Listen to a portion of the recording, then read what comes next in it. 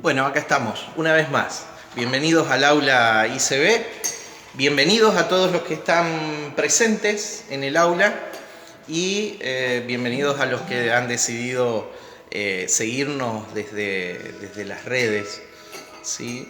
Ustedes saben que Aula ICB, todo el estudio que hemos hecho de Apocalipsis, también el anterior de la carta a los hebreos, está subido en la red para que sea material de consumo, para que no se pierda, ¿sí? Y usted pueda edificarse en el tiempo que pueda hacerlo. Así que ahí están subidos, solo tiene que ingresar al muro de mi página personal, ¿sí?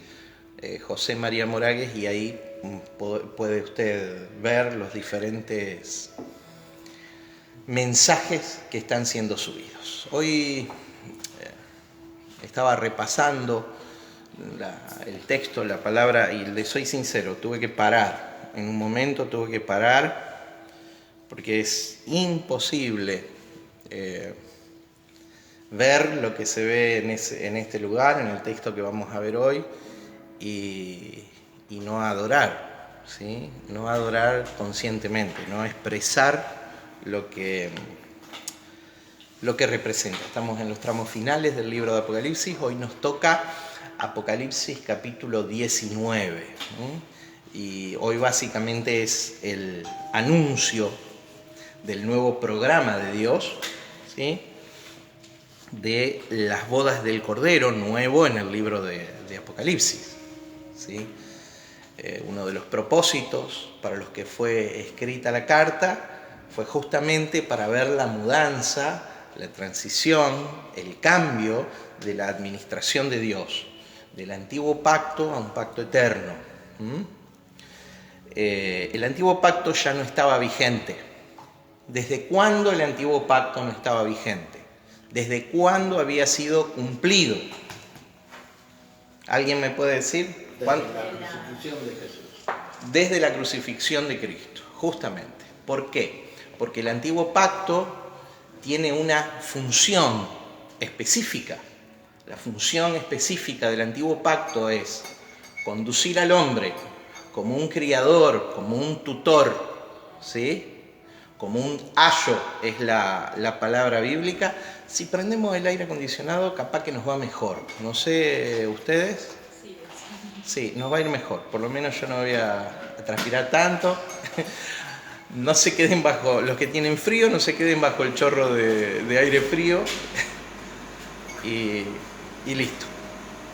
Bien, decíamos, el propósito del antiguo pacto es conducirnos de la mano, ¿sí? Conducirnos hacia la necesidad de un Salvador, porque nosotros no sabríamos, no quedaría en evidencia, ¿sí?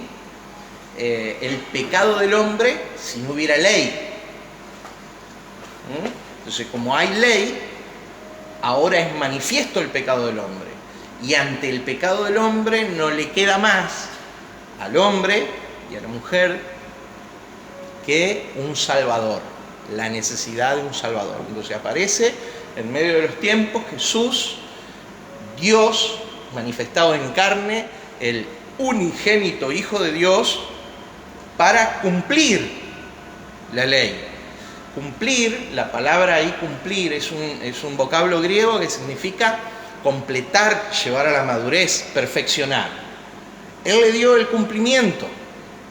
Fue el único hombre sobre la tierra que pudo darle cumplimiento al pacto. Dios hecho hombre, en Jesús, le dio cumplimiento al pacto. Y cuando Él muere, porque para eso vino, para presentar la ofrenda redentiva, el precio de la sangre de Cristo, cuando Él muere, entonces completa el nuevo pacto y abre un nuevo pacto, completa el antiguo pacto, lo dije al revés, ¿no? Completa el antiguo pacto y abre un nuevo pacto, ¿sí?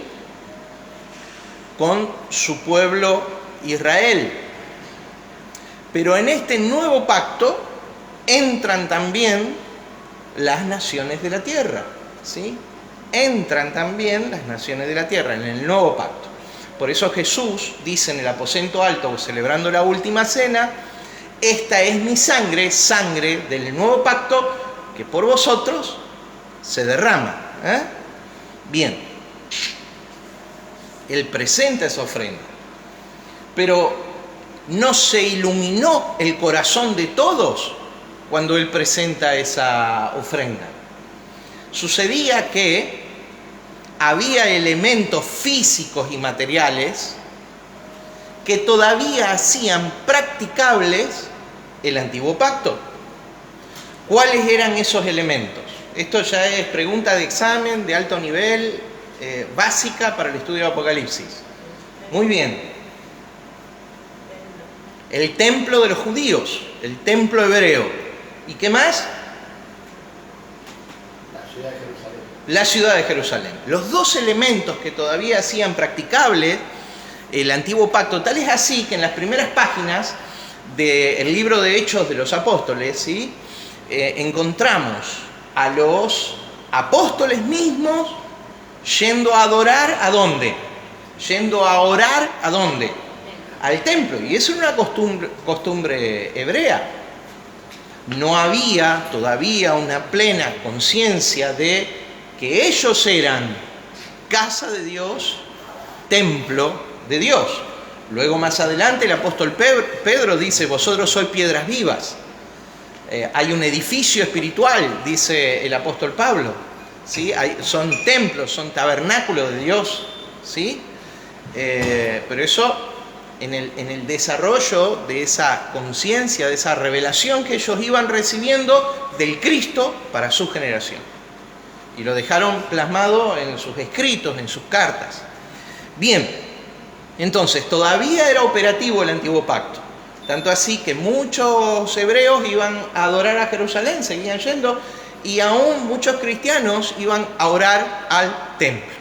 Aunque también hacían sus oraciones en otros lugares, como el aposento alto, como se juntaban en otros lugares, pero todavía seguían funcionando de acuerdo a ciertos parámetros del antiguo pacto. Pero llega un momento en que Israel rechaza definitivamente, el Israel étnico, racial, ¿sí? Rechaza definitivamente el Evangelio, ¿sí? El arrepentidos porque el reino de los cielos se ha acercado. Se le ofrece, y el último que ofrece con exclusividad el antiguo pacto, el nuevo pacto a la nación de Israel, ¿sí? Gracias por corregirme, porque por ahí se me pelan los cablecitos. Es Esteban. Y cuando él se levanta en ese mensaje que paseó por toda la historia del Antiguo Testamento, ¿sí? Desde Abraham, pasando por Moisés, ¿sí? Todos los patriarcas, Moisés, y llega hasta los tiempos de Jesús, ¿sí? Y les dice, vosotros colmáis, llenan, significa, la medida de vuestros padres. Ellos mataron a los profetas y asesinaron a todos los que les fueron enviados. Y dice que se levanta una turba ahí de hebreos enloquecidos contra lo que él decía. Él les termina diciendo al final, vosotros resistid siempre al Espíritu Santo. Vosotros resistid siempre al Espíritu Santo. Y ahí lo apedrean, lo matan, y es él el primer mártir, ¿sí? El primero que entrega su vida por la causa de Cristo. Ese es el tercer homicidio, hubo más seguramente, pero el tercer homicidio que es tomado como el rechazo definitivo de Israel, ¿sí? Al mensaje del reino de Dios, el reino que le había sido ofrecido. El primero era cuando Israel rechazó el testimonio del Padre. ¿Cuándo fue esto? Esto fue cuando Herodes manda a matar a Juan el Bautista, ¿sí? Y aparece su cabeza en una bandeja por capricho y orden, por una venganza de una ofensa por confrontar el pecado de la familia real. ¿Sí? Herodes mata a Juan el Bautista. Herodes, que era hebreo, era funcionario romano, pero era hebreo. Mata a Juan el Bautista. Después, el segundo homicidio es aquel que denuncia a Pedro: vosotros negasteis y matasteis al autor de la vida, ¿sí? Que es justamente el homicidio de Cristo, la crucifixión, donde ellos no lo mataron. Los hebreos no lo mataron, fueron los romanos los que lo ejecutaron. La mano ejecutora fueron los romanos, pero ellos perpetraron, o sea, planificaron, sobornaron a los testigos, empujaron, prepararon el escenario, y ellos fueron los que cerraron la sentencia cuando en el palacio, cuando Pilato le dice: ¿a quién quieren, a Barrabás o a Jesús? Y todos dijeron: a Barrabás, a Barrabás. Y Pilatos dice: pero ningún mal encuentro en este, hablando de Jesús, y todos dicen: crucifícale, crucifícale. Ningún mal encuentro en este, ¿por qué lo voy a crucificar? La sangre de él se vea sobre nuestras cabezas y sobre la cabeza de nuestros hijos. ¡Pah! ¡Bomba! ¡Bomba! Esa mañana el Israel étnico se puso la soga al cuello. La sangre de Cristo sea sobre nuestras cabezas, o sea, la culpabilidad de este homicidio inocente sea sobre nuestras cabezas y sobre la cabeza de nuestros hijos. A continuación, Jesús había enseñado antes, Mateo 12, tenemos el relato, que todo pecado iba a ser perdonado, pero la blasfemia contra el Espíritu Santo no iba a ser perdonada. Cuando se levantó el último hombre destinado a confrontar a la nación de Israel con el mensaje del Evangelio, Esteban, dice que lo hizo lleno del Espíritu Santo.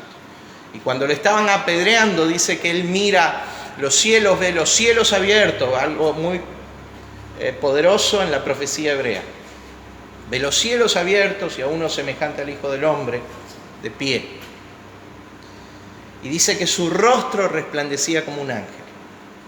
Y la multitud, la turba de hebreos, encolerizados, enojados, hasta la muerte, lo apedrearon ahí y Esteban entrega su vida. Padre, no les tengas en cuenta este pecado.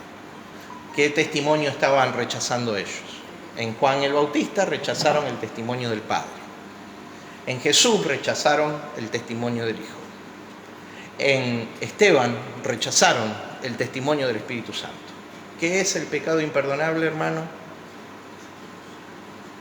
Adjudicarle al diablo las obras de Dios.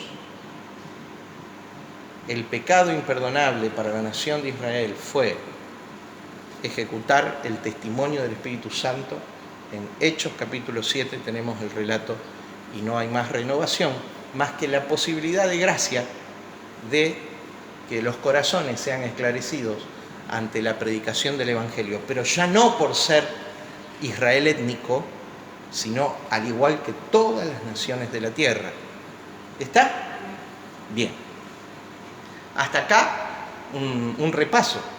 Entonces Juan, seguimos un poquito. Juan toma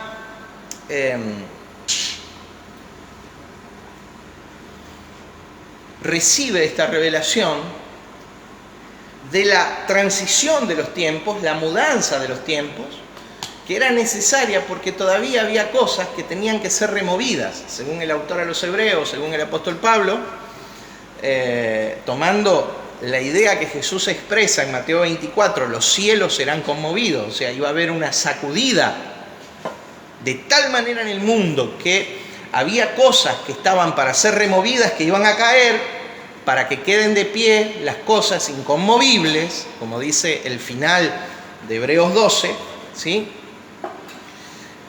¿cuáles eran esas cosas que tenían que caer? Las que todavía hacían posible, operativos, el antiguo pacto. Jerusalén y el templo. ¿Sí? Entonces ahí, justo ahí, entramos en el libro de Apocalipsis, que nos revela la inmensidad de la obra de Cristo, de la persona de Cristo, y la mudanza de los tiempos en la administración de Dios de la era donde el antiguo pacto todavía era practicable, ya no estaba en vigencia, pero todavía era practicable, a el tiempo de la plenitud, donde ya no había un templo de referencia, donde ya no había una ciudad de Jerusalén donde ir a adorar, sino que ahora se establecía sobre la tierra un nuevo programa de Dios. Bueno, eso vamos a ver ahora en el capítulo 19 de Apocalipsis. ¿Vamos a orar? Sí. Es como tira realmente el mensaje de la cruz. ¿Puede ser realmente? Porque yo creo que el mensaje de la cruz realmente... Hoy lo vas a ver. Hoy vas a ver la cruz de una manera... Oro para que se nos amplíe, se nos amplifique la valoración que nosotros tenemos acerca de la obra de la cruz. El alcance que la cruz tiene, el poder más allá de todo pensamiento humano que ha tenido la obra de Cristo en la cruz del Calvario. ¿Sí? Lo vamos a ver hoy. Oramos. Padre, en el nombre de Jesús, Espíritu Santo, nos declaramos dependientes de ser guiados, Señor, en tu palabra, por tu poder, revelar en nuestro espíritu la obra preciosa de Cristo Jesús, tu palabra viva, aplicada a nosotros, Señor, en el nombre de Jesús de Nazaret. Señor, lo rendimos todo, lo entregamos todo, es nuestra adoración en el hoy y ahora. En el nombre de Jesús de Nazaret. Amén. Amén. Amén. Buenísimo los mates, Nicolás. Buenísimo. Mi señora me hizo un regalito. Me hizo un regalito del equipo de mate ese, así que espectacular. Gracias, mi vida. Bien, tenemos a varios hermanos que nos están siguiendo.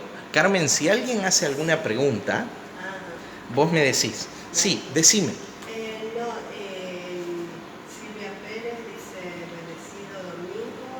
Silvia Capelletti dice bendecido domingo. Hermanos, el pastor Abraham, bueno, supongo que debe saludar también porque... De la India, desde la India, o sea, algo dice el pastor Abraham. Muy bien. Y bueno, primero había visto a Saúl también que saludaba. Buenísimo, buenísimo verlos ahí, que decidan compartir esta mañana. Dios edificará nuestra vida interior, nuestro espíritu. Sí.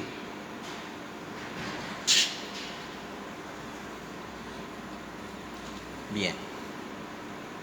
Es un principio de la física. Ah, se me desprendió un botón acá. Me están a las señas. Ya está. Ya está. Bueno, principio de la física de esto, Ay, mi señor. Está muy prendido, por eso. Mal prendido. Ahí está. Gracias, mi vida. Bien.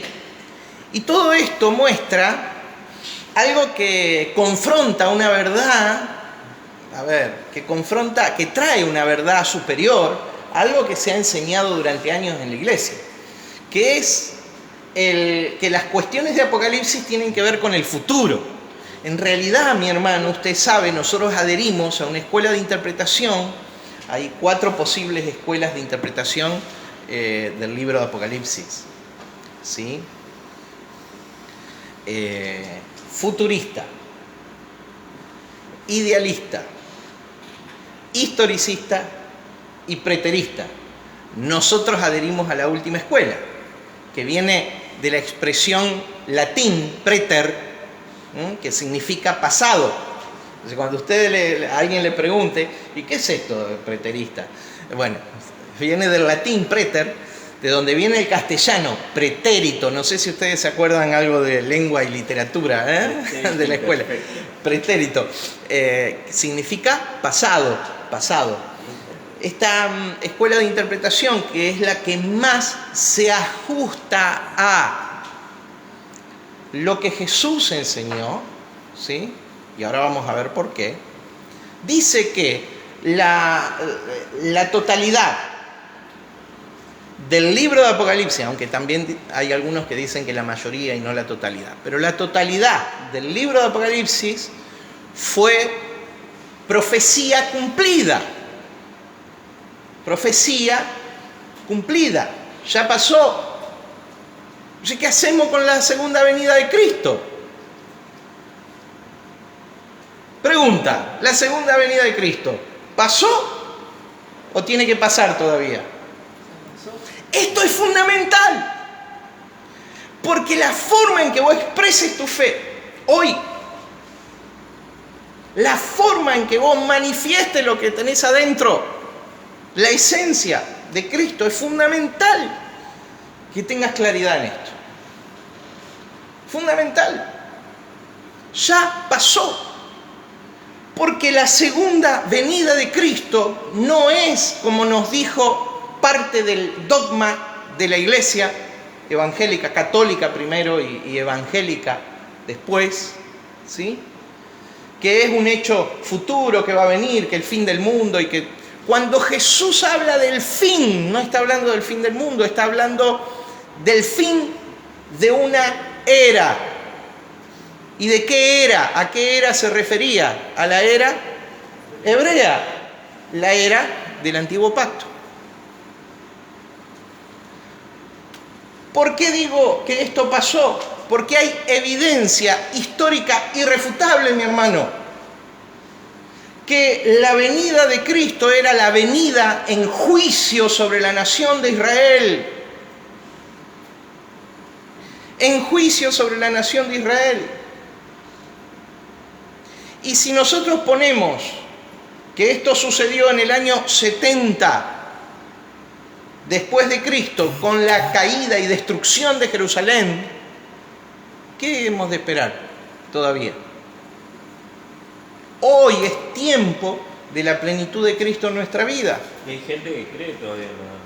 La mayoría de la cristiandad se inclina por una venida futura, que del cielo vendrá Jesús en un caballo blanco, y vamos a leer todo esto, y lo vamos a explicar, en un caballo blanco, y arreglará todas las cosas en la tierra para reinar durante 1000 años.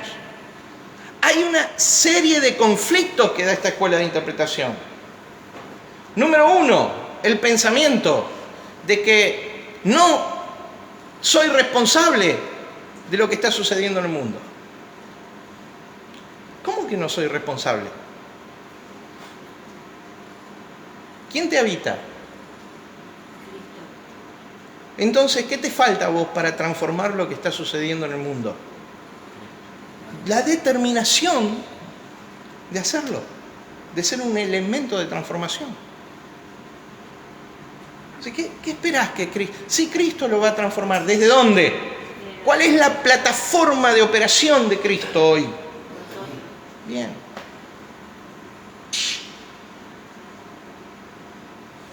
Ahora bien, los que enseñamos estas cosas, los otros, los futuristas, nos tildan de hereje. ¿Escuchó usted alguna vez esa palabra? Hereje. Vinculando la expresión herejía a la expresión error. ¿Sí? Vinculando la expresión herejía a la expresión error. Sin embargo, los que están minimizando la obra de Cristo no somos nosotros, justamente, con esta interpretación, sino son ellos, que se sientan a esperar. 250 años de mayoría futurista en la iglesia detuvo la influencia de la iglesia sobre la tierra.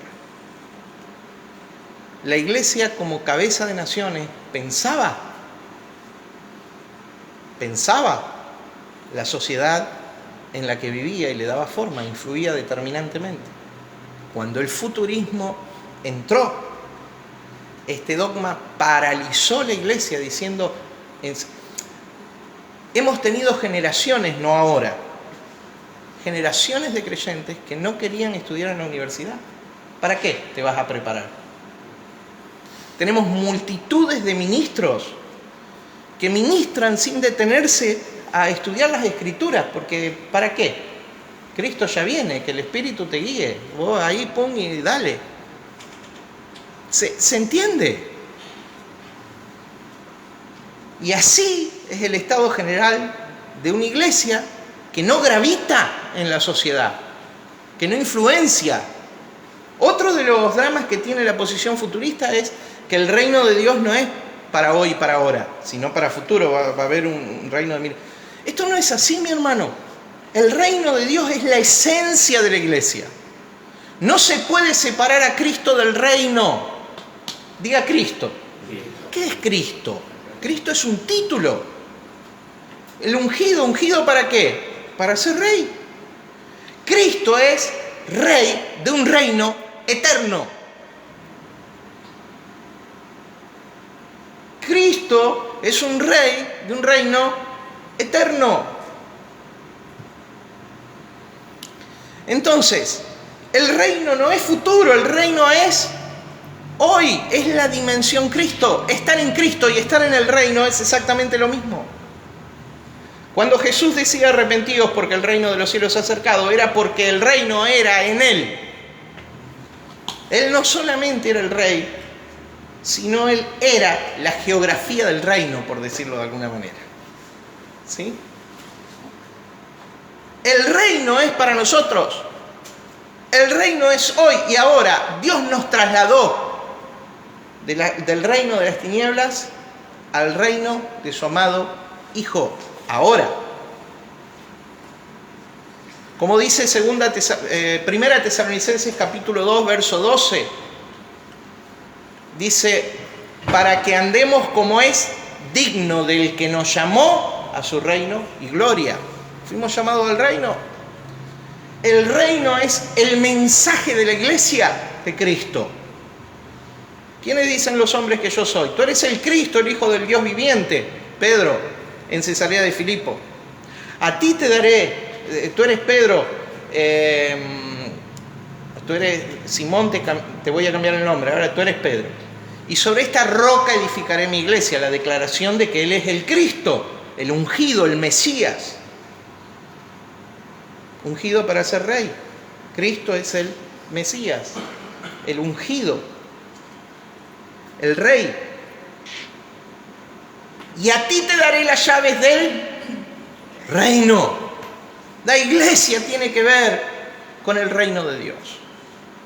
Y hoy lo vamos a ver. Diga herejía.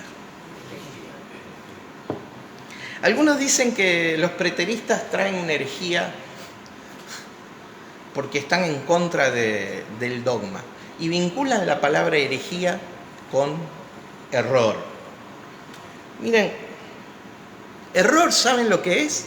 Herejía en el sentido de error, ¿saben lo que es?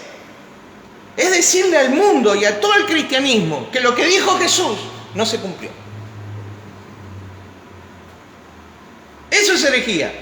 Decirle en el rostro y el cristianismo, los que seguimos a Cristo, los que profesamos la esencia de Cristo, tolerar que se nos diga que lo que dijo Jesús no se cumplió. En el futuro se va, pero hoy no se cumplió. Cuando Jesús dijo, de cierto, no pasará a esta generación hasta que todo esto acontezca, es decir, no se cumplió. Hay que espiritualizarlo, hay que alegorizar. La escuela extremadamente literalista del futurismo, que no ve un símbolo o no ve una alegoría o no veo una espiritualización en ningún lado, todo literal. Acá lo hace simbólico. Cuando una generación para los hebreos son 40 años, y si Jesús lo estaba diciendo en el año 30, 40 años, ¿en qué año nos toca? Y si nada hubiera pasado en el año 70, no pasa nada. Pero es importante para la historia bíblica lo que pasó en el año 70. La destrucción de Jerusalén y el cumplimiento de las palabras de Jesús, palabra por palabra, cuando en Mateo 23, 38, él dice, de cierto de todo esto no quedará piedra sobre piedra. Vuestra casa os es quedada desolada y vacía. Ese es 23, 38 de Mateo. Vuestra casa, o sea, el edificio espiritual de la nación, el templo, os es dejada desolada y vacía. Y en el capítulo siguiente, no pasará esta generación hasta que todo esto acontezca. Ven todos estos edificios, no quedará piedra sobre piedra. Los textos de las declaraciones de Jesús es Lucas 21, 32, Mateo 23, 38, Marcos 13, 2, entre un montón de otros. Y todo eso iba a suceder en la venida de Cristo. Y la venida de Cristo fue en el año 70, mi hermano, después de Cristo. ¿Y qué vino después de aquello? Un cambio del programa de Dios. El libro de Apocalipsis, ¿cuál es el estilo literario del libro de Apocalipsis? A ver, ¿cómo fue escrito?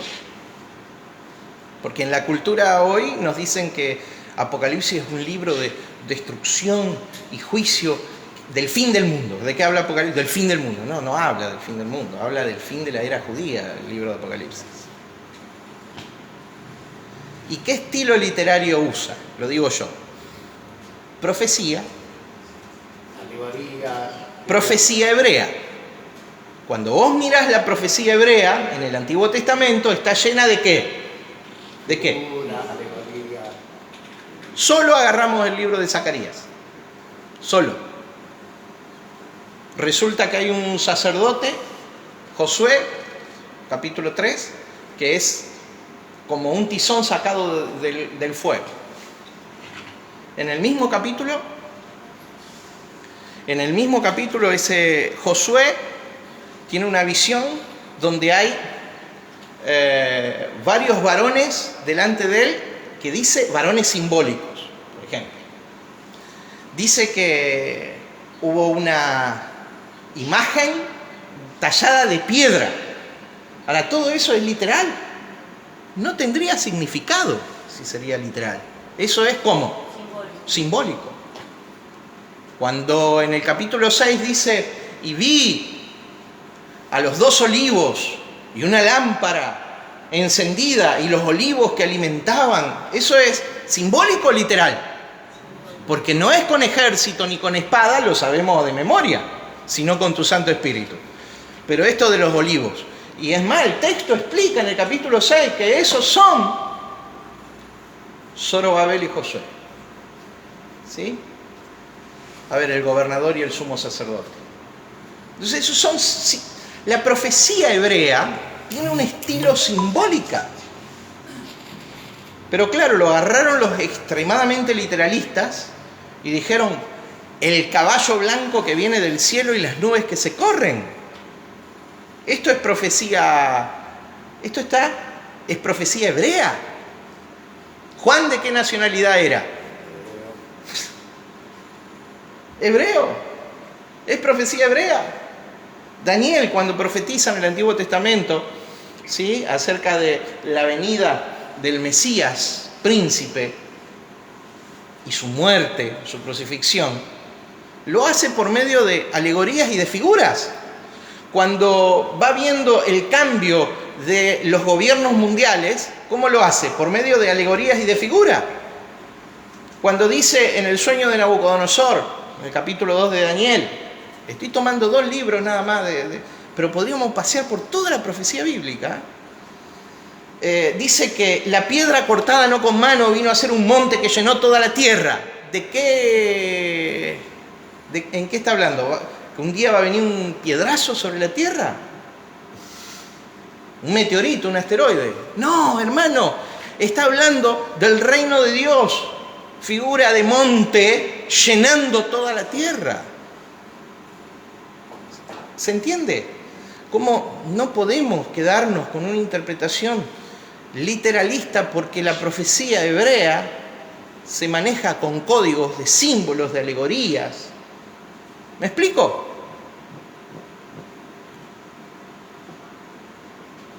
Entonces, el verdadero error, corramos la palabra herejía porque se usa mal. El verdadero error es decir que las palabras de Jesús, que Jesús era un mentiroso, no se cumplieron exactamente. Y tener que forzar, no, ahí generaciones significan todo lo que... Generaciones significa lo que significaba para los que lo estaban oyendo. ¿Quiénes lo estaban oyendo? Los hebreos. ¿En dónde lo estaban oyendo? En la explanada del templo. Desde el Monte de los Olivos, hablando de los edificios del templo. Entonces, ¿qué significaba para ellos? Ah, no, pero Jesús no habló para ellos. A ellos les mintió. Como era para nosotros, a ellos les mintió. No, hermano, Jesús habló para ellos y nosotros tendríamos que entender la profecía como la entendieron ellos. No acomodando los tiempos a capricho nuestro. ¿Se entiende? Sí, Daniel. Fuerte, ¿eh? Así se escucha. Ahí realmente, como realmente cuando Cristo realmente vino, le dijo a los discípulos, no se vayan a cosas, vayan al pueblo mío, realmente que le dijo, porque en esa generación, porque ahí murió, ahí lo crucificaron a él realmente, ahí se cumplió la escritura realmente todo, porque era para esa era realmente. Sí, sí, él en vida le dijo vayan. Pero él antes de ascender al cielo, un día tienen que leer Epifanías para ver de qué cielo hablan. Antes de ascender al cielo, Jesús les dijo, id y haced discípulos a las naciones, a las etnias de la tierra, quebrando un paradigma que había hasta ese momento en el Antiguo Pacto, que era ¿para quién? Para el Israel étnico, la nación de Israel. Y ellos no lo entendieron hasta varios años después. Bien. Entonces, el verdadero error es decir que Jesús, las palabras de Jesús no se cumplieron como fueron dichas ante esa generación. Cuando ustedes oigan de guerra y de rumores de guerra, huyan. Cuando ustedes vean a Jerusalén rodeada de ejércitos, entonces viene la desolación. Ellos tenían que ver a Jerusalén rodeada de ejércitos. Entonces, ¿qué sucede? Amerita una reinterpretación del texto bíblico. Y si todas estas cosas pasaron, ¿qué hemos de esperar? Ahí hay un montón de hermanos, tal vez bien intencionados la mayoría, fantasmeando con la profecía bíblica. No, que el anticristo es este. ¿Cuántos anticristos diferentes? ¿Hace cuántos años que vos participás de una congregación? ¿Cuántos anticristos diferentes viste que dijeron, no, ese es el anticristo? Ese es el... Y ya me olvido de... Puede ser que haya rasgos tipológicos que se cumplan en alguna persona, pero eso no tiene que ver con algo que va a pasar, eso tiene que ver con algo que pasó. El anticristo en ese momento era Nerón César.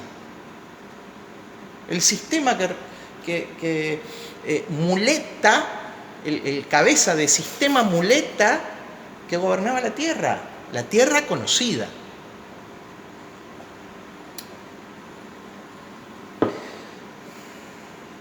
Hay que perderle el temor a la palabra herejía. Herejía, según el diccionario, es la idea o conjunto de ideas religiosas contrario a los dogmas. El cristianismo fue una herejía. El reino de Dios fue una herejía. ¿Me sigue? Porque en el tiempo que Jesús anunció el reino de Dios, iba en contra de toda la enseñanza dogmática religiosa de su momento. Tanto así que le costó la vida. Contra todo lo establecido. Para el pueblo judío, Jesús fue crucificado como un hereje.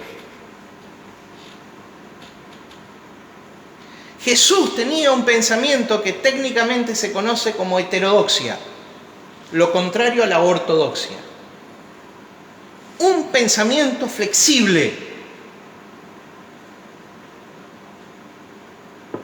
Pero hoy ha tomado la Iglesia un pensamiento ortodoxo.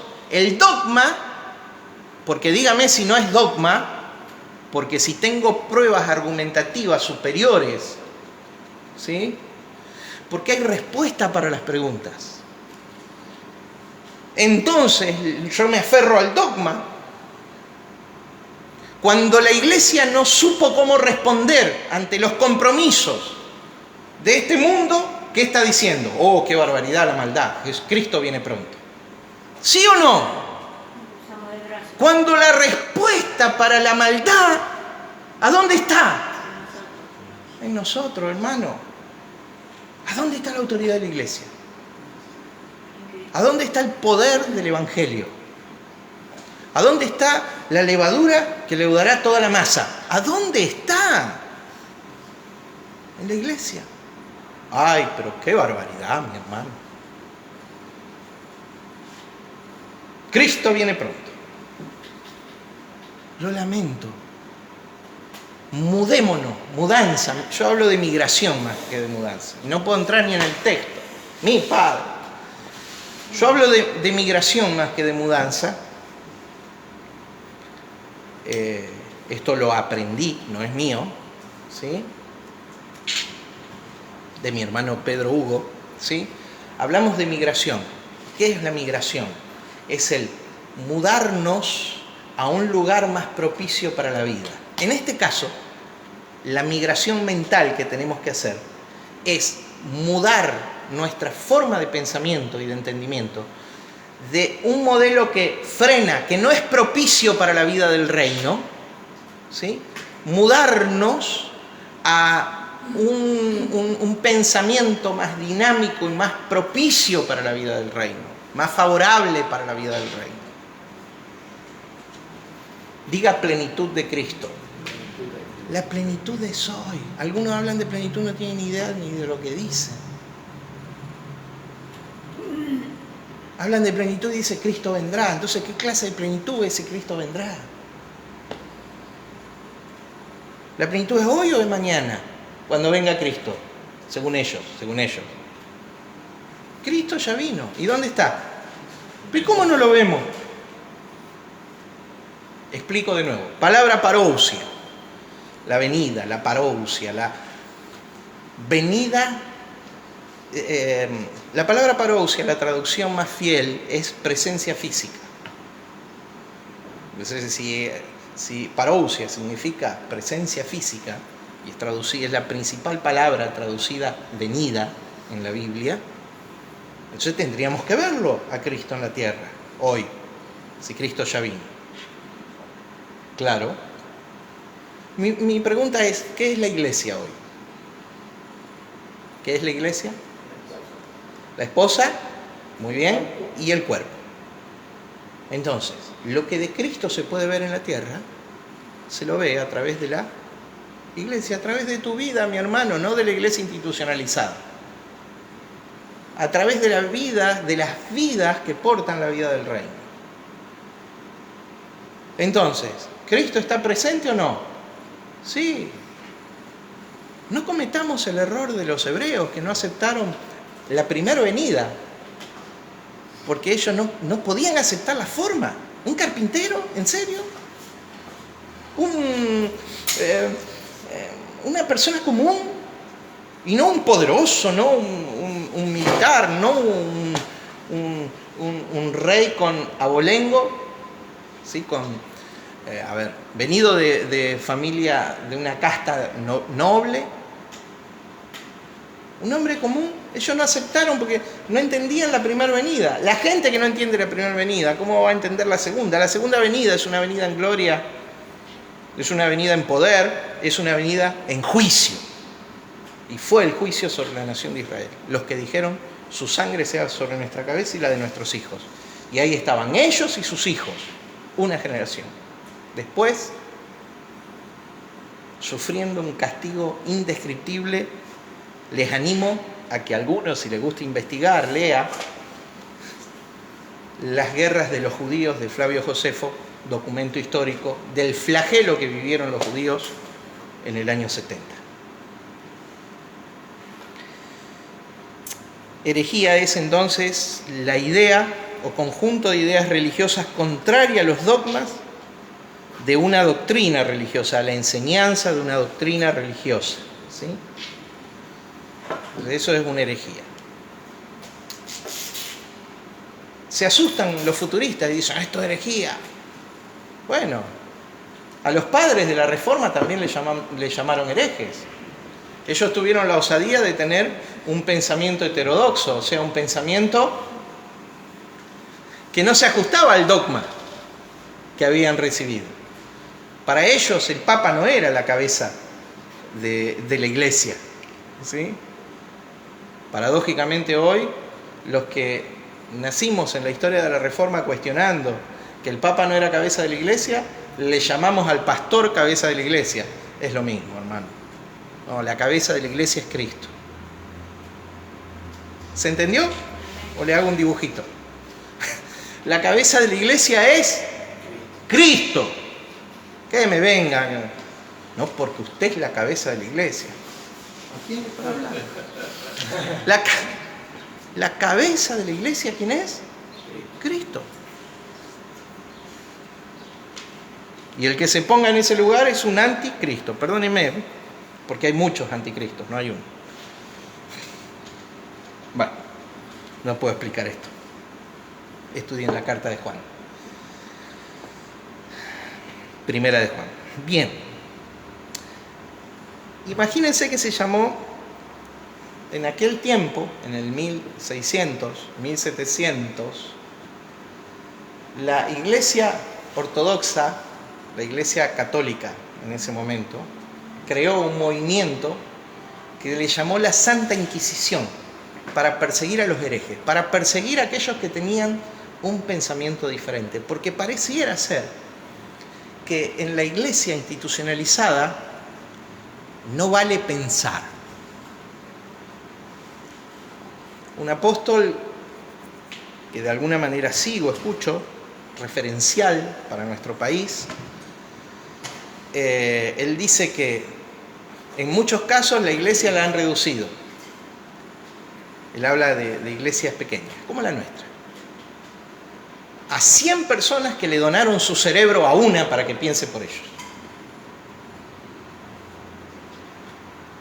Levanta la mano derecha y diga, vale la pena, vale pensar. Vale pensar.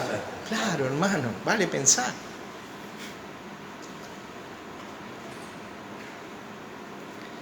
La Inquisición fue la respuesta de origen medieval al pensamiento heterodoxo de los reformadores. Entonces dígame, si usted se enoja con este pensamiento, con esta escuela de interpretación, dígame si no se parece a la reacción de la Iglesia Católica persiguiendo a los padres de la Reforma. No se enoje. Rechazar, ahora inmediatamente, rechazar lo que no entiendo no es noble. Tómate el tiempo para entenderlo, para meditarlo, tener un pensamiento elevado, y entonces ahí, sobre argumentos, discutimos todo lo que quieras en el buen sentido. Construimos una verdad en el buen sentido. Entonces la religión, la iglesia religiosa está se puso en disposición con los judíos. Porque la iglesia, abrimos una ventana interesante. La iglesia hoy tiene forma de sinagoga, no es forma de iglesia. ¿Qué era una sinagoga? Una sinagoga era un lugar en donde una vez a la semana la gente se juntaba para leer la palabra, cantar y orar.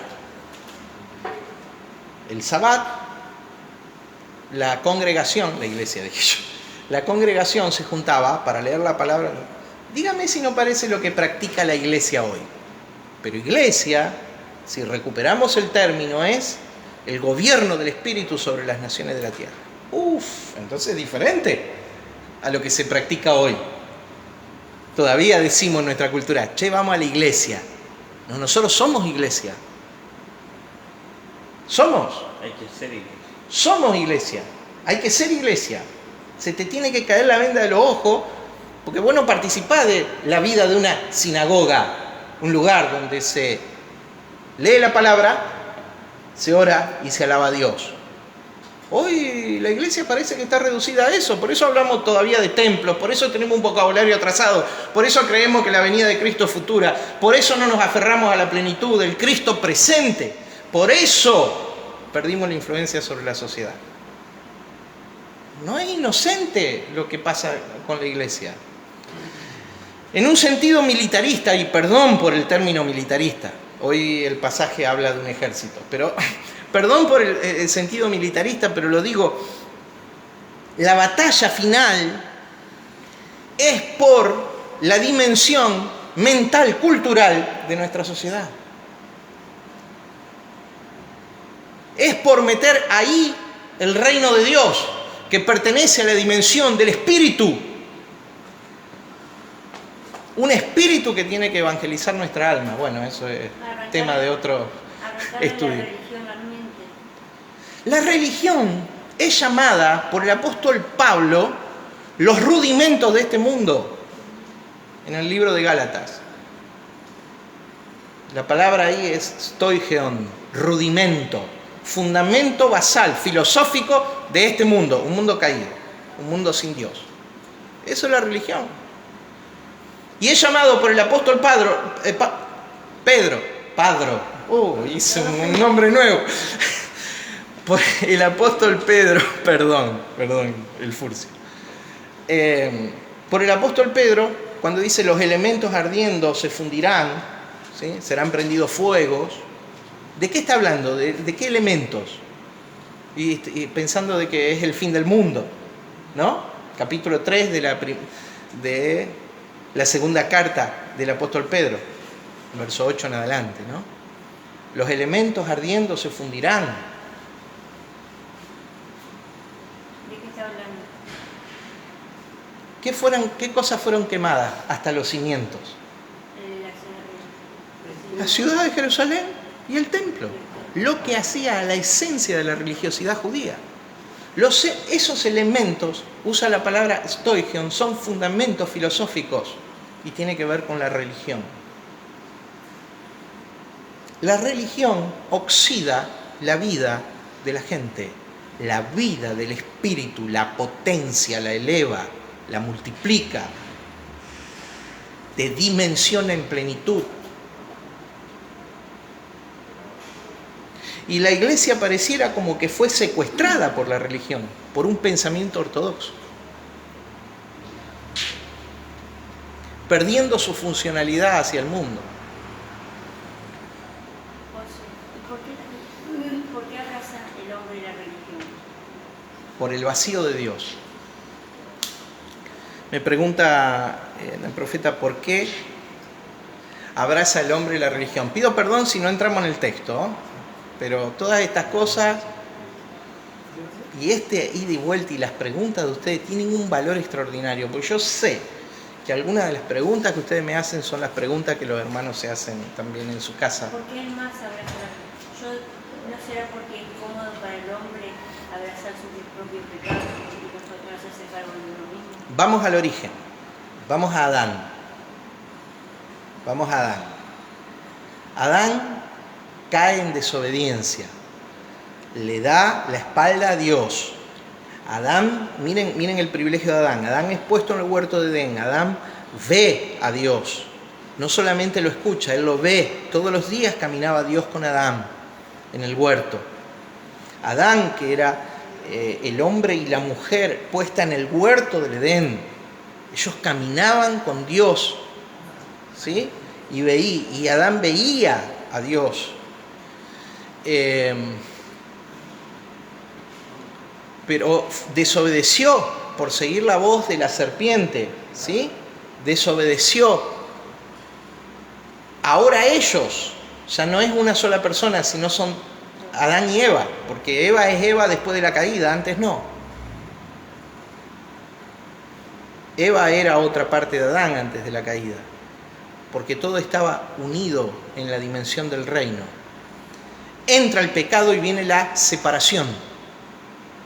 Primer ruptura, la del ser que Dios había creado como Adán, varón y hembra, a imagen y semejanza de Dios. Tema de otro estudio. Ellos caen,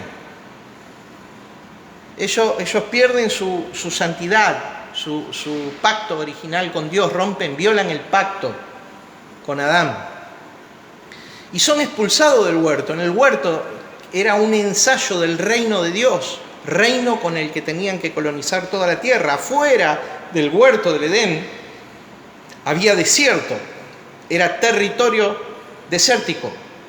¿Gobernado por quién? Satanás y los demonios que habían caído.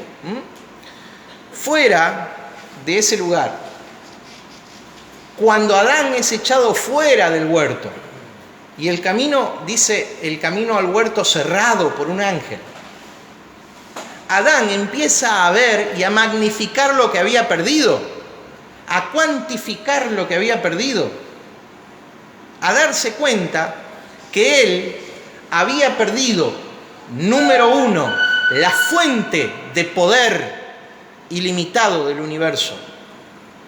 Porque en la comunión con Dios, ¿qué se oscureció en Adán? La conciencia de esa unión con Dios, fuente de poder. Segunda cosa que perdió Adán. Adán, cuando fue expulsado, empezó a cuantificar, a magnificar cómo él perdió la unión con la fuente de provisión. Adán tenía a su disposición toda la abundancia de las delicias del huerto, llamado las delicias, Edén. Inclusive el autor Moisés nos cuenta que hasta había un lugar donde había oro, o sea, había oro, sí, a la vista. No es que había que... La tierra de Ávila, ahí en el huerto. O sea, diga provisión. Tenía acceso a una provisión ilimitada. En tercer lugar, Adán tenía acceso a un placer. Diga placer. Que nosotros hoy le llamamos placer, pero yo usé la palabra placer para identificarte a vos, para que nos identifiquemos, pero la expresión es plenitud. Él tenía unión a una fuente de plenitud ilimitada. La fuente de su alegría, como vos lo decís permanentemente, la fuente de mi gozo es Dios, no es lo que me pasa. Bueno, porque hay algo que pasa dentro tuyo. Entonces, cuando Adán cuantifica eso, ve lo que perdió. Ve que el hombre perdió poder, perdió provisión y perdió plenitud. Nosotros lo llamamos placer. Se puso a llenarse de esas cosas, a intentar recuperar lo que es un vacío para el hombre. Un vacío vamos a empezar de atrás para adelante. De plenitud. ¿Y cómo lo hizo? A través de placeres, a través de anestesias sintéticas, a través de dependencias, adicciones, a través de pasatiempo, a través de exacerbar las emociones, a través de la sexualidad desbocada, desmedida. El hombre intenta recuperar un placer que perdió. ¿Por qué lo perdió? Cuando fue excluido de la presencia. ¿Se entiende? Cuando hubo esa separación. Porque pecado es separación. Perdió la fuente de provisión. Ahora con sudor comerás. Con sufrimiento comerás todos los días de tu vida. Antes el trabajo era placer. ¿Se entiende? Por eso el trabajo para el hombre restaurado es placer. placer. Dignidad. Ahora, tercer elemento, poder. El hombre que perdió el poder se dio a la búsqueda del poder. Ahí después tenemos a Nimrod y a otros. La religión es matriz de estas tres cosas. ¿O vos te crees que los escándalos que hay adentro del seno de la religión, por qué es? ¿Porque a mí Cristo me llena? No. La avidez por el recurso financiero que hay en algunos lugares, ¿por qué es? Para que el evangelio sea extendido. El sometimiento de personas, el gobierno de personas sobre personas que hay adentro de la religión, ¿de dónde proviene? De la sed de poder, de lo incompleto del hombre caído, del Adán. Pero vino Cristo a restaurar todo y a unirnos nuevamente con la fuente de poder del universo. Entonces Efesios 3:20 dice: aquel que es poderoso para hacer todas las cosas mucho más abundantemente de lo que pedimos o entendemos, según el poder que actúa en nosotros, a Él sea la gloria por los siglos de los siglos. Entonces estamos unidos a la fuente de poder. Estamos unidos a la fuente de plenitud, porque en Cristo habitó corporalmente, en Jesús habitó corporalmente toda la plenitud de la deidad. Entonces estamos unidos a esa fuente nuevamente. Lo que el pecado hizo, Cristo, la sangre de Cristo lo volvió a unir. Y Cristo es el recurso del reino. Entonces esa fuente de provisión está a nuestro alcance de nuevo. Entonces la religión siempre será un fundamento basal de este mundo. Por eso Idealizo un texto del capítulo 18 hablando de Babilonia. Tomo de la escuela idealista y de la escuela historicista y digo: huye de ella, pueblo mío, huye de Babilonia, huye de la religión, no el Vaticano, por eso huye de la religión, huye de la religión, donde haya práctica externa y no vida del espíritu, salí corriendo. Sí. Por eso dice Pablo que corro a la meta, despojándome del viejo hombre, sacándome la vieja y poniéndome la nueva que es en Cristo. Puesto los ojos en Jesús. Colosenses, Filipenses, en ese pasaje, exactamente habla de eso. Él muestra todos sus galardones como fariseo en cuanto a la ley, todo lo que la religión le había dado, y él dice: yo lo tengo por basura. Literalmente estiércol, la expresión, la traducción literal ahí sería caca. Todo eso es caca para mí. Lo dice el apóstol Pablo. Yo lo veo así. No te abracé a la no te abracé a la mierda y sacátela de encima y abrazate a lo que Cristo te quiere dar. Entendamos que la religión será enemiga del reino de Dios siempre. No vivir como por deseo espiritual. Y la iglesia tiene que ser rescatada de las garras de la religión, porque iglesia es el gobierno de Dios, es el agente de revelación y de gobierno del Cristo a la tierra. No la iglesia institucionalizada, se oxida, los intereses la comen. No pude ni entrar en el texto.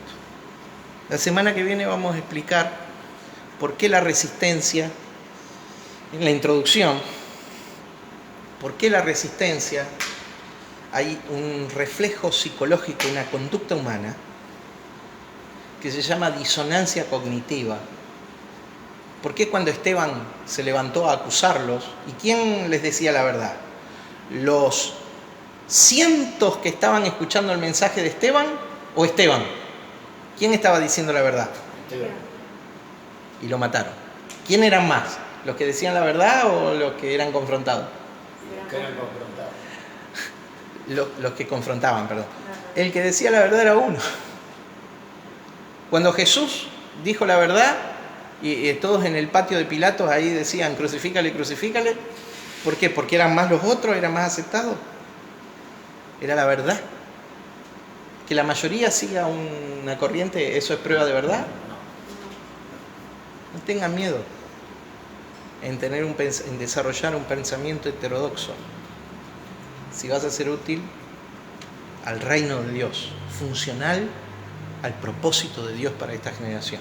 Sí. Animémonos a hacer las piedritas de la arena. Uh-huh. No a hacer la arena, el arenal. Uh-huh. Nosotros como en mente carnal natural queremos ser el arenal. Uh-huh. Nosotros tenemos que animarnos a hacer la piedrita de la arena, del arenal. Y es muchísimo ser esa piedrita de la arena. Y algo en nuestro espíritu y desde nuestro espíritu clama reforma. Sí. ¿Entendés? Entonces llegamos al capítulo 19 de Apocalipsis.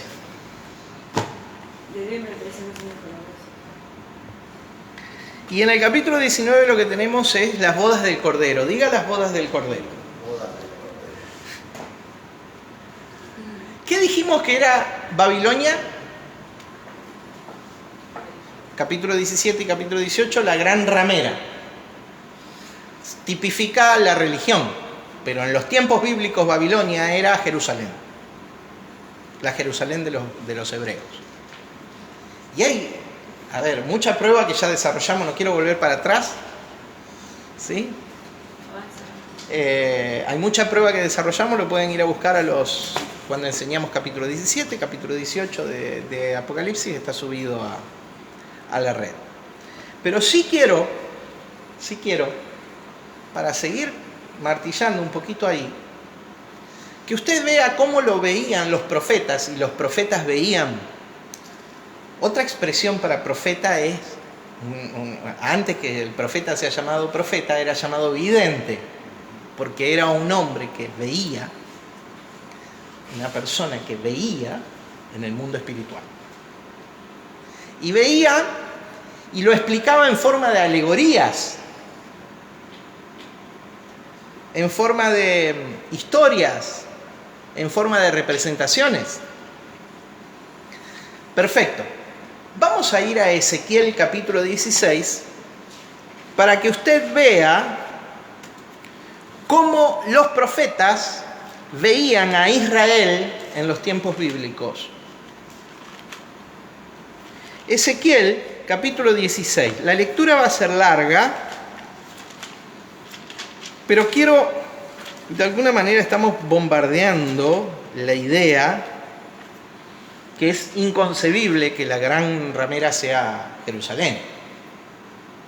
Inconcebible por tanta enseñanza hoy de restauración, de sionismo y de todas estas cosas ficticias. No a nivel de la verdad, no sintonizada con la verdad bíblica. Ezequiel capítulo 16 muestra cómo los profetas de la antigüedad veían a Israel y específicamente a Jerusalén, a la ciudad que es llamada por Juan la gran ramera y que es juzgada con toda la ira de Dios cuando se produce en el año 70 la venida o parousia de Cristo. Dice: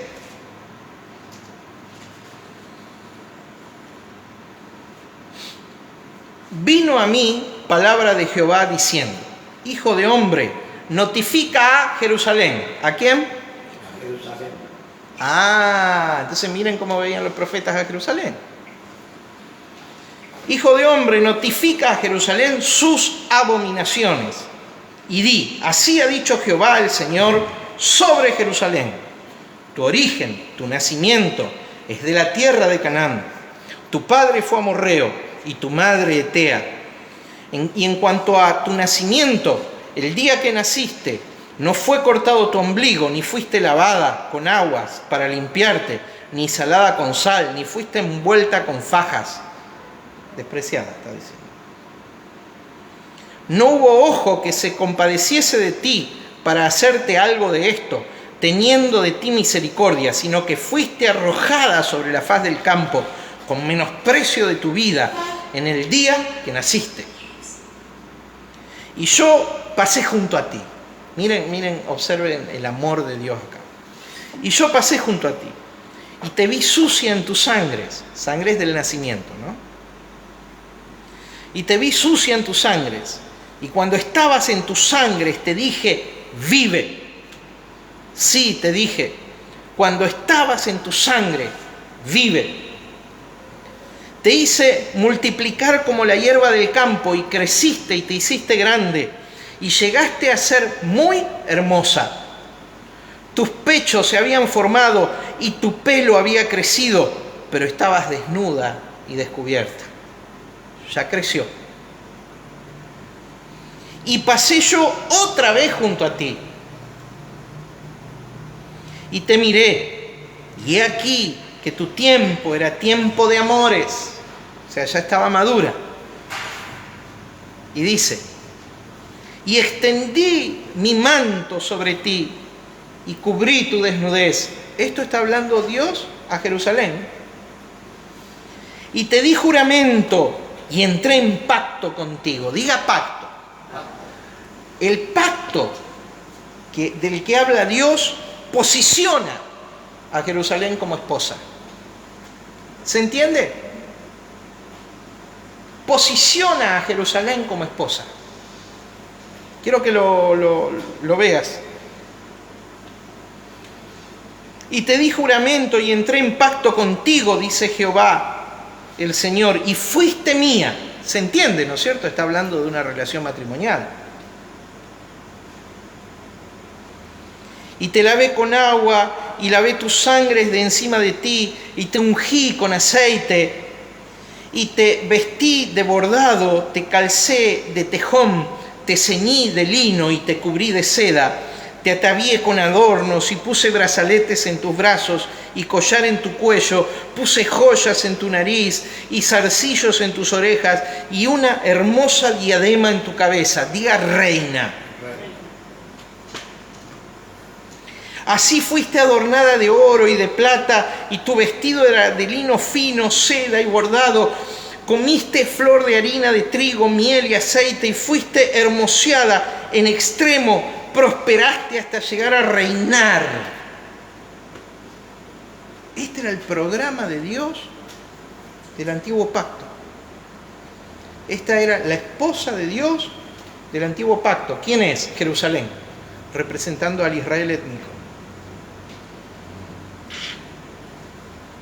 Y salió tu renombre entre las naciones a causa de tu hermosura, porque eras perfecta a causa de mi hermosura, que yo puse sobre ti, dice el Señor. Ahora va a cambiar esto. Hasta acá Jerusalén es la niña de los ojos de Dios, como lo dice en otro pasaje. Hasta acá Israel es la niña de los ojos de Dios. Pero miren lo que pasó con el pacto. Un pacto que era condicional. No era el pacto de gracia. Hay misericordia acá, pero era un pacto inferior. Ahora se los voy a mostrar.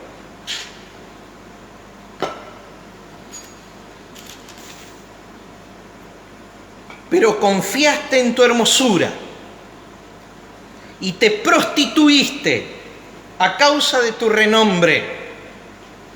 Y derramaste tus fornicaciones a cuantos pasaron, suya eras. Después habla de la gran ramera. ¿Coincide con esto o no? Ahora sigo. Y tomaste de tus vestidos y te hiciste diversos lugares altos, y fornicaste sobre ellos. Cosa semejante nunca había sucedido, ni sucederá más. Tomaste asimismo tus hermosas alhajas de oro y de plata que yo te había dado, y te hiciste imágenes de hombre, y fornicaste con ellas. Y tomaste tus vestidos de diversos colores y te cubriste, y mi aceite y mi incienso pusiste delante de ellas, mi pan también, que yo te había dado, de flor de harina, el aceite y miel, con que yo te mantuve, pusiste delante de ellas por olor agradable. Y fue así, dice Jehová el Señor. Además de esto, tomaste tus hijos y tus hijas que habías dado a luz para mí, y los sacrificaste a ellas para que fuesen consumidos. ¿Eran poca cosa tus fornicaciones para que degollaseis también a mis hijos y los ofrecieras a aquellas imágenes como ofrenda que el fuego consumía. Cuando aparece la gran ramera en Apocalipsis, tenía una copa de sus abominaciones y de sus fornicaciones, la sangre de los mártires. Degollaste a los hijos. Pregunto, ¿cómo murió Juan el Bautista? ¿Cómo murió Cristo crucificado? ¿Cómo murió Esteban apedreado? O sea, a mis hijos. Ahora cuando terminamos el texto, por favor, sigue, esto se esclarece, esto va esclareciéndose. Mire. Con todas tus abominaciones y tus fornicaciones, ¿no te has acordado de los días de tu juventud, cuando estabas desnuda y descubierta, cuando estabas envuelta en tu sangre? Y sucedió que después de toda tu maldad, ¡ay de ti!, dice Jehová el Señor. Te edificaste lugares altos y te hiciste altar en todas las plazas, en toda cabeza de camino edificaste lugar alto, hiciste abominable tu hermosura y te ofreciste, escuchen por favor, porque luego es llamada por Juan la gran ramera, Babilonia, la madre de todas las abominaciones de la tierra. E hiciste abominable tu hermosura y te ofreciste a cuantos pasaban y multiplicaste tus fornicaciones y fornicaste con los hijos de Egipto, tus vecinos, gruesos de carne, y aumentaste tus fornicaciones para enojarme. Por tanto, he aquí que yo extendí contra ti mi mano y disminuí tu provisión ordinaria y te entregué a la voluntad de las hijas de los filisteos que te aborrecen, las cuales se avergüenzan de tu camino deshonesto. Los filisteos eran más sanos que ella. Fornicaste también con los asirios por no haberte saciado, y fornicaste con ellos y tampoco te saciaste. Multiplicaste asimismo tu fornicación en la tierra de Canaán y de los caldeos, y tampoco con esto te saciaste. Cuán inconstante es tu corazón, dice Jehová el Señor, habiendo hecho todas estas cosas, obras de una ramera desvergonzada. ¿A quién le está hablando? A Jerusalén. Representando a todo Israel. Edificando tus lugares altos en toda cabeza de camino y haciendo tus altares en todas las plazas, y no fuiste semejante a ramera en que menospreciaste la paga. ¿En qué no eras ramera? En que no recibías la paga. Observa lo que Dios le dice a Jerusalén por boca de Ezequiel. Sino que como mujer adúltera, que en lugar de su marido recibe a ajenos, a todas las rameras le dan dones, mas tú diste tus dones a tus enamorados y les diste presente para que de todas partes se llegasen a ti en tus fornicaciones. O sea, el envilecimiento de este matrimonio no resiste más. ¿Se entiende? Y ha sucedido contigo en tus fornicaciones lo contrario de las demás mujeres, porque ninguno te ha solicitado para fornicar. Tú le das paga en lugar de recibirla. Por esto ha sido diferente. Por tanto, ramera, oye palabra de Jehová. Así ha dicho Jehová el Señor, por cuanto han sido descubiertas tus desnudeces en tus fornicaciones y tu confusión ha sido manifestada a tus enamorados y a los ídolos de tus abominaciones, y en su sangre tus hijos, los cuales les diste. Por tanto, he aquí, yo reuniré a todos tus enamorados con los cuales tomaste placer, y a todos los que amaste, con todos los que aborreciste, y los reuniré alrededor de ti, y te descubriré tu desnudez, y ellos verán toda tu desnudez, y yo te juzgaré por las leyes de las adúlteras y de los que derraman sangre, y traeré sobre ti la sangre de la ira de ellos, y te entregaré en manos de ellos. Esto es una descripción de lo que sucedió en el año 70, donde las 4 legiones romanas del general Tito despedazaron a Jerusalén. Les quiero decir, romanos, no venían todos de Roma. La legión, por ejemplo, Fulminata, que hacía 4 años había sido derrotada por los hebreos, tenía su asiento en Damasco, en Siria. O sea, eran las naciones que rodeaban a Israel, a Jerusalén. Y harán subir contra ti muchedumbre de gente y te apedrearán y te atravesarán con sus espadas, quemarán tus casas a fuego y harán en ti juicios en presencia de muchas mujeres, y así haré que dejes de ser ramera y que ceses de prodigar tus dones. Y saciaré mi ira sobre ti y se apartará de ti mi celo. Descansaré y no me enojaré más, por cuanto no te acordaste de los días de tu juventud y me provocaste a ira en todo esto. Por eso he aquí, yo también traeré tu camino sobre tu cabeza, dice Jehová el Señor, pues ni aun así has pensado sobre toda tu lujuria. ¿A quién trata como ramera? ¿A quién? A una ciudad particular, Jerusalén. Entonces, esto, si Apocalipsis es profecía hebrea, ¿está en consonancia con el resto de la profecía hebrea? Por supuesto que sí.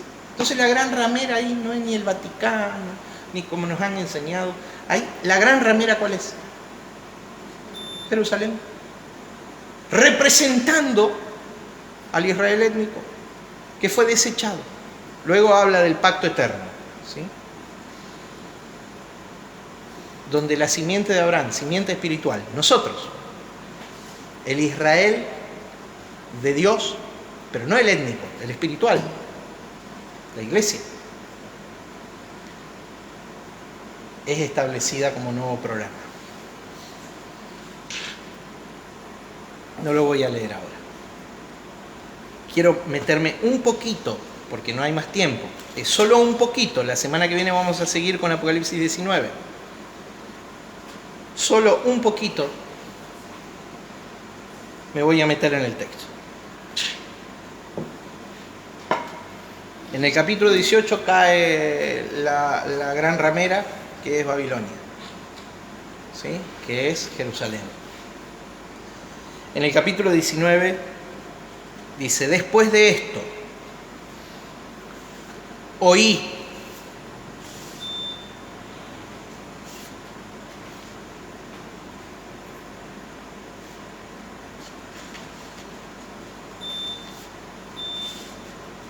Perdón que estoy buscando el apunte.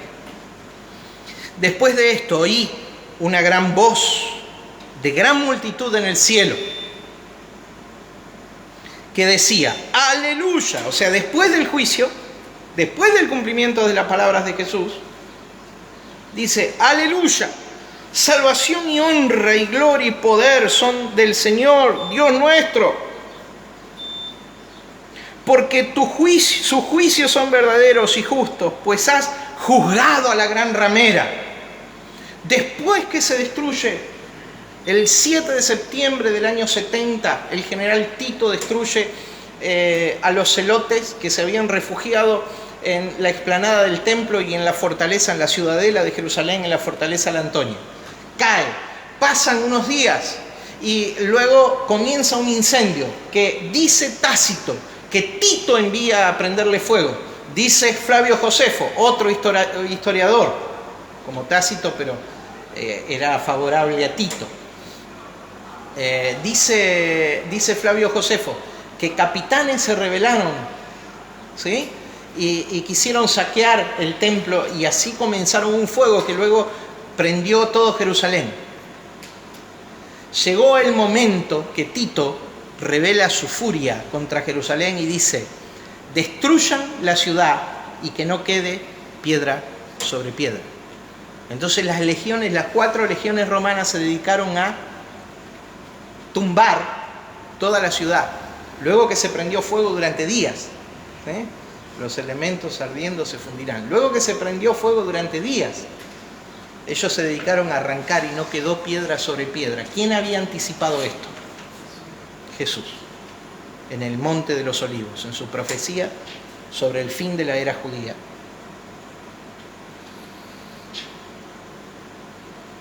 Luego que todas estas cosas suceden, dice, hay una adoración en el cielo. Después de esto, oí una gran voz, una gran multitud en el cielo que decía: aleluya, salvación y honra y gloria y poder son del Señor Dios nuestro, porque sus juicios son verdaderos y justos, porque ha juzgado a la gran ramera, que ha corrompido la tierra con su fornicación y ha vengado la sangre de sus siervos de la mano de ella.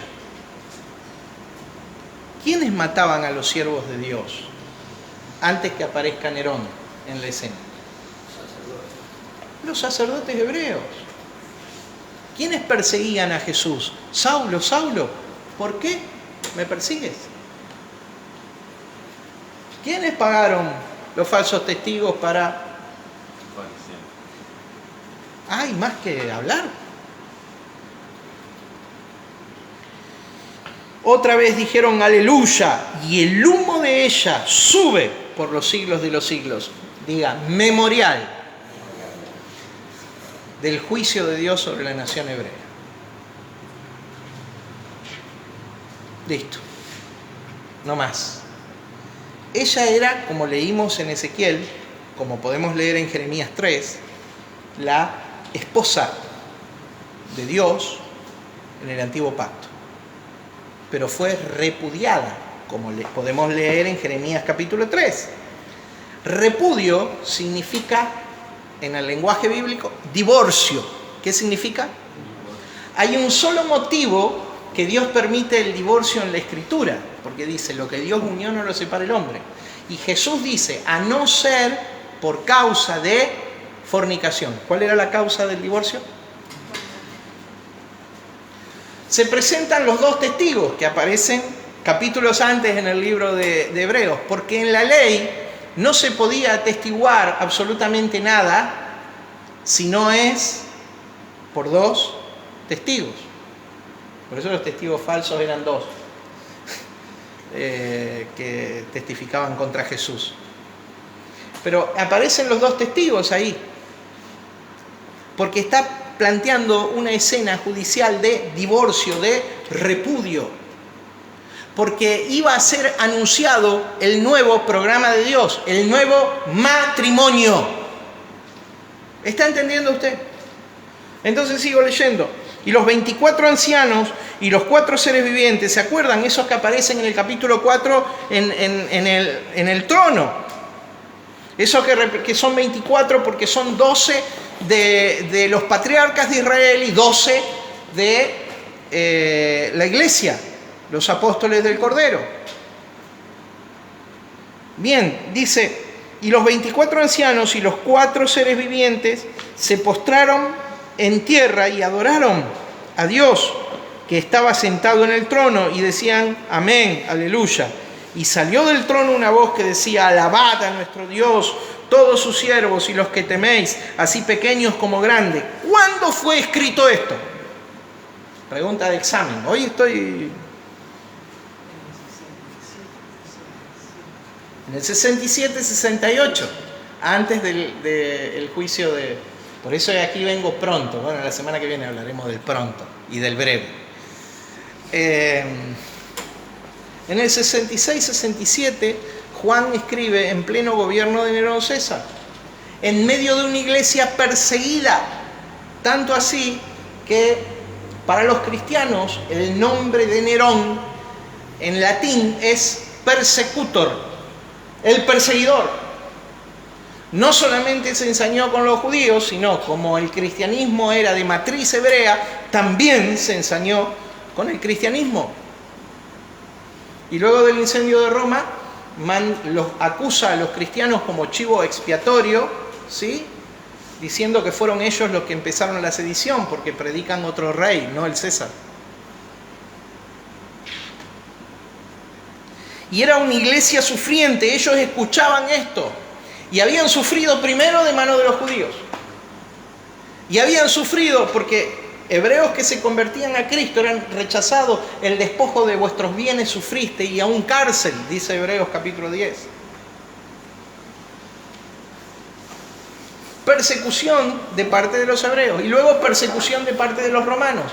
Era una iglesia sufriente, era una iglesia de mártires, era una iglesia que clamaba por justicia. Tanto así que hay una figura que los mártires de la iglesia estaban debajo del altar clamando: ¿hasta cuándo no vengarás nuestra sangre?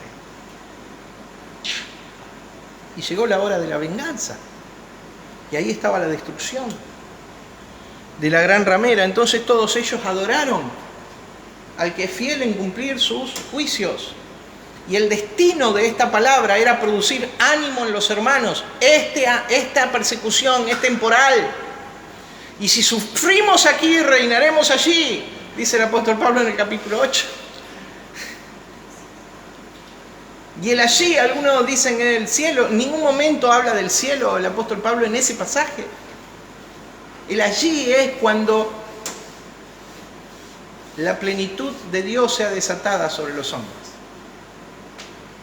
Porque la creación gime a una, aguardando la manifestación gloriosa de los hijos. Y la manifestación gloriosa de los hijos estuvo al alcance a partir de el nuevo programa de Dios. ¿Cuál era el nuevo programa de Dios? Miren, yo lo voy a leer, no tengo tiempo de explicarlo, lo voy a explicar la semana que viene, solamente para hacer una breve aplicación final. ¿Cuál es el nuevo programa de Dios? Del versículo 1 al 5 lo que tenemos es el divorcio consumado. El divorcio de Jerusalén, el divorcio de Israel, de la esposa del antiguo pacto. Tenemos la sentencia de Jerusalén allí ejecutada, que produce un vocerío de alabanza por la ejecución del justo juicio de Dios sobre Jerusalén. Pero desde el verso 6 hasta el verso 10 tenemos la declaración del cambio. Primero tuvimos el divorcio consumado, ahora tenemos la declaración del cambio. ¿Cuál es la declaración del cambio? Observe lo que dice a continuación. Oí como la voz de una gran multitud, como el estruendo de muchas aguas y como la voz de grandes truenos, que decía: aleluya, porque el Señor nuestro Dios Todopoderoso reina. Diga reino de Dios. No dice reinará, reina. Sigue: gocémonos y alegrémonos y démosle gloria, porque han llegado las bodas del Cordero. O sea, hay un nuevo matrimonio. Han llegado las bodas del Cordero y su esposa, y acá habla de la iglesia, tipificada por una nueva Jerusalén. Diga la nueva Jerusalén. Una Jerusalén venida de arriba porque es superior, venida del cielo de Dios. Lo vamos a ver en el capítulo 21. Esto no es algo que sucederá, esto es algo que ya sucedió, pero la semana que viene lo vamos a explicar. Las bodas y su esposa se ha preparado, y a ella se le ha concedido que se vista de lino fino, limpio, resplandeciente, porque el lino fino es las acciones justas de los santos. El pacto condicional del Sinaí es reemplazado por el pacto de gracia del monte Sión. El pacto físico y temporal antiguo es reemplazado por el pacto eterno de Dios con los hombres. La nueva Jerusalén terrenal, la vieja Jerusalén terrenal como esposa de Dios es reemplazada por la nueva Jerusalén celestial, la esposa del Cordero. Diga conmigo: cambio. Cambio en el programa de Dios. Esto es lo que vemos. Entonces dice: y el ángel me dijo: escribe, bienaventurados los que son llamados a la cena de las bodas del Cordero. Y algunos se puede ilustrar: hay una fiesta, ¿qué fiestón? La cena de la boda del Cordero. No, después vamos a ver qué son las cenas de la boda del Cordero. Tranquilo, después lo vamos a ver. No es un fiestón. Es el juntar una masacre, es. Pero ya lo vamos a ver después. Ya lo vamos a ver después. Y me dijo: estas son las palabras verdaderas de Dios. Yo me postré a sus pies para adorarle. Y aparece la expresión proscunio. Era tan grande lo que le era anunciado a Juan, el cambio. Ahora venía esa dimensión de plenitud. Ahora venía el tabernáculo de Dios con los hombres. Ahora se establecía en la tierra el nuevo programa de Dios, la nueva esposa limpia, resplandeciente, no como la anterior. una de acuerdo al pacto de gracia, no al pacto de la ley, una incondicional, no condicionada. Pero dice el texto así: yo me postré a sus pies para adorarle, y él me dijo, mira, no lo hagas, yo soy consiervo tuyo y de tus hermanos, retiene el testimonio de Jesús, adora a Dios, porque el testimonio de Jesús es el espíritu de la profecía, y los que llegaron hasta acá en el estudio tienen un premio. ¿Efectivo? Más grande, mejor. Quiso adorarlo al ángel que le anunciaba, era tan grande lo que veía, que dice, pará, yo soy consiervo tuyo, yo soy un doulos, usa la expresión doulos ahí, un esclavo por amor, como en capítulo 1, verso 1. Doulos, un esclavo por amor. Yo soy un esclavo por amor como vos. No me adores, no te inclines, no proscunio, no te eches delante mío. Adora a Dios. Porque el testimonio de Cristo, el testimonio de Jesús es el espíritu de esta profecía. O sea, ¿para qué fue dada esta profecía? Esta profecía solo fue dada por el testimonio de Jesús. Dios iba a honrar cada palabra que su profeta dijo.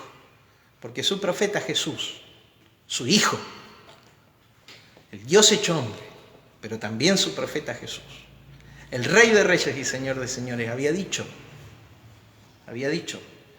y ni una sola de sus palabras pasarán, porque cielo y tierra pasarán, o sea, el mundo como lo conocemos, en sus fundamentos, y no está hablando de la materia, sino en los fundamentos filosóficos de este mundo, van a pasar, pero ni una sola de sus palabras va a pasar sin que se cumpla.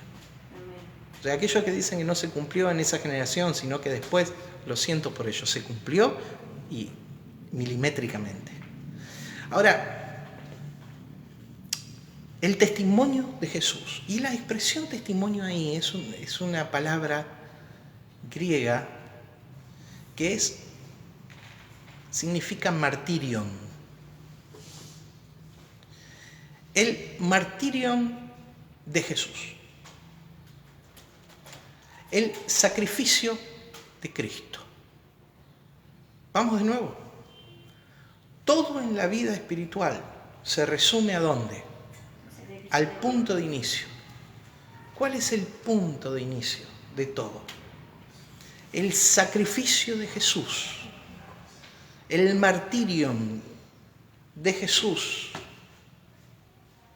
La presentación como mi sacrificio sustituto, vicario, la pasión de Él en la cruz del Calvario, es el espíritu de no solo esta, de toda profecía. Mi amor, todo se reúne. Todo se reúne al sacrificio de Cristo.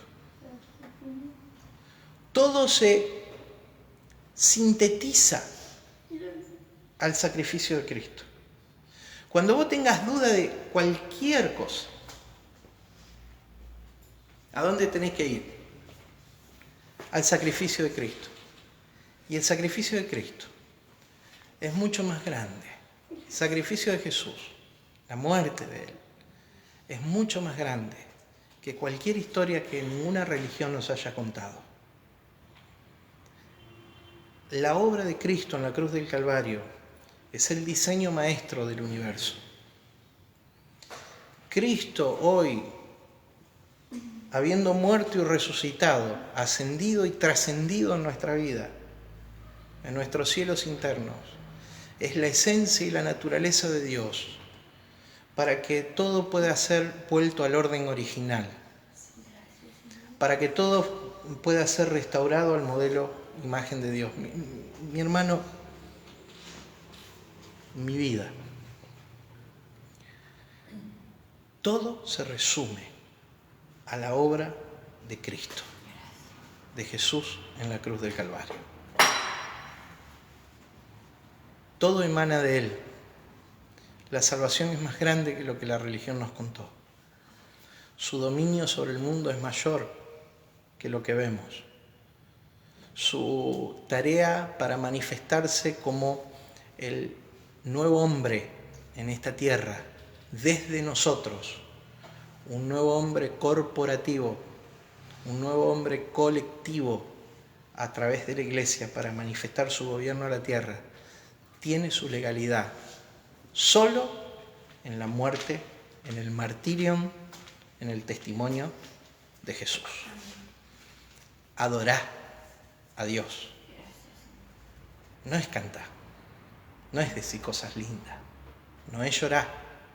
Entregale tu vida a Dios, porque el espíritu de esta profecía es el martirio de Jesús. Amén. Oramos. Señor, te lo entregamos todo, Te damos gracias. lo rendimos todo. Y te pedimos que seas en nosotros y a través de nosotros. Sí, sí.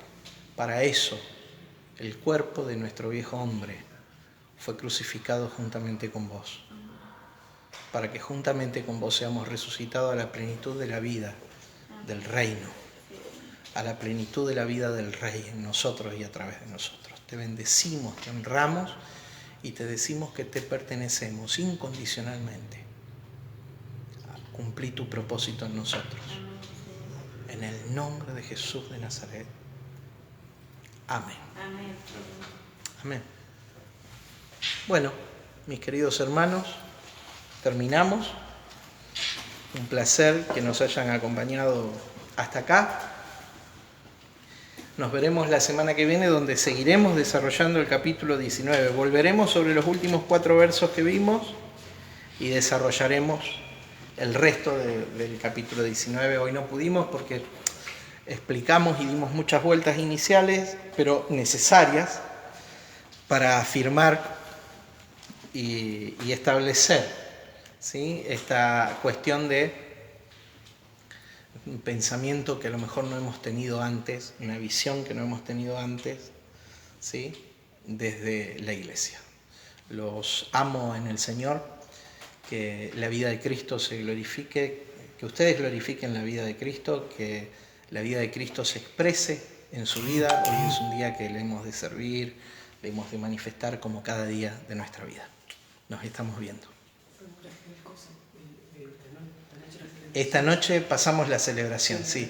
Daniel me dice que avise, es cierto, gracias Daniel, que esta tarde vamos a pasar esta celebración, ¿sí?, de ICB. La vamos a compartir con los hermanos a partir de las 19 horas, 19 y minutos. El próximo domingo tenemos la celebración. Y el próximo domingo es al aire libre, es la fiesta de la familia, pero es mucha información para ahora. Nos estamos viendo. Chau, chau.